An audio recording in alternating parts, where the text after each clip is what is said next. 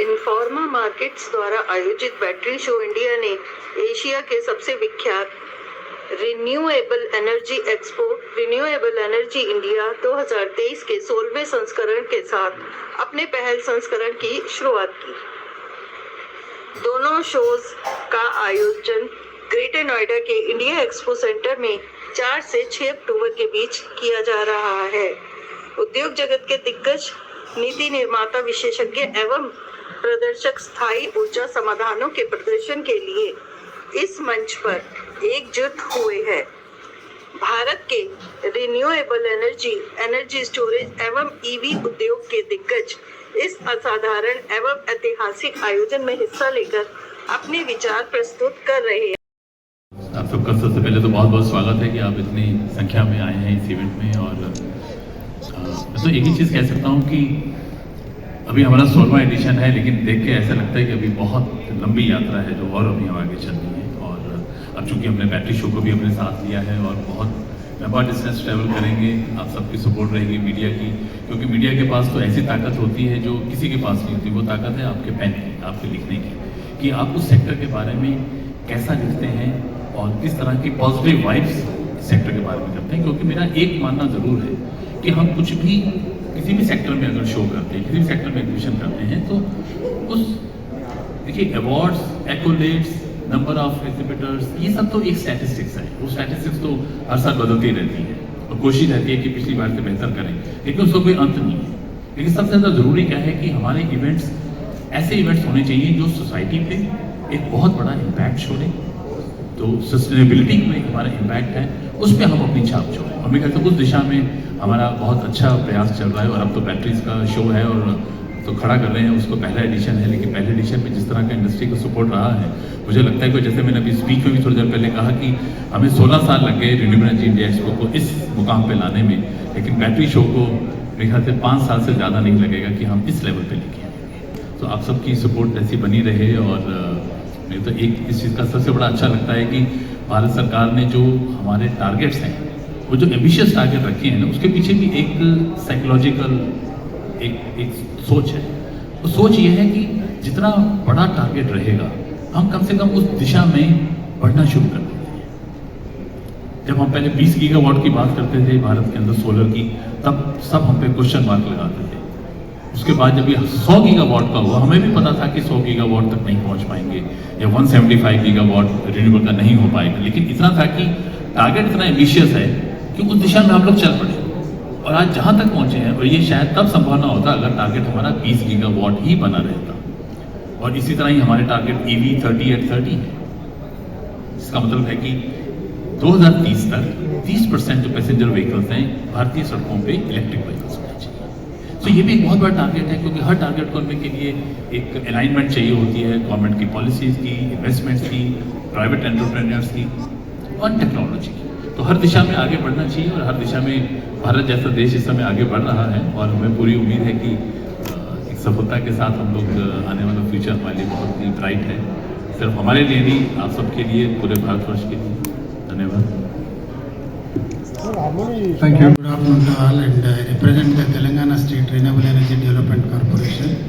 My name is Janaya. I am Vice Chairman and Managing Director for the Telangana State. And since 5 years I have been associated with the Informa market here, not only in Delhi.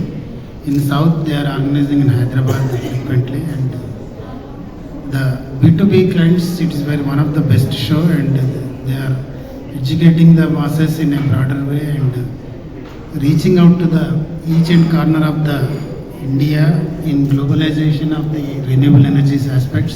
And as far as Telangana is concerned, it is only the newborn state of within the 9 years our per capita energy consumption has been doubled, and the solar energy potential has increased like anything. Now we are the 5th largest producers, and we are pioneering in the decentralized solar power generation capacity in the Telangana. Entire 5,600 megawatts of the solar is under the decentralized mode only.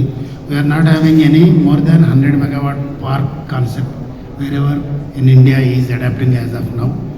And we are having one of the finest cycling track recently inaugurated by our Honorable IT Minister, Mr. K.T. Ramarao Garu.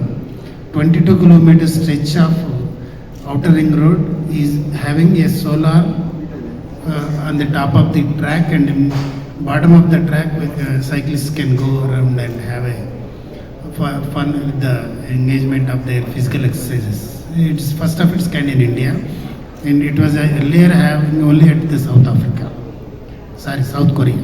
The second one is in India, that is in Hyderabad. Likewise, we are penetrating into the good market, and one on EV side also we are having the 2 dedicated manufacturing EV clusters of each 600 acres each within the 60 kilometers range from Hyderabad. Likewise, we are progressing and meeting out to the targets given by the Honorable Prime Minister, Government of India. Thank you, Ashish. Renewable Energy India exhibition, we really believe it is a great platform to develop the cooperation between Italian and Indian companies in the renewable energy sector. The energy transition is one of the pillars of the strategic cooperation between Italy and India, which has been elevated during the visit of our Prime Minister when he met Prime Minister Narendra Modi here in India last March, and also during the G20. So we really believe that cooperation between India and Italy, the 2 very important manufacturing countries, can be beneficial for both countries. Of course, I'm ready to reply to answer your question about specific issues of the renewable energy sector and so on. Thank you.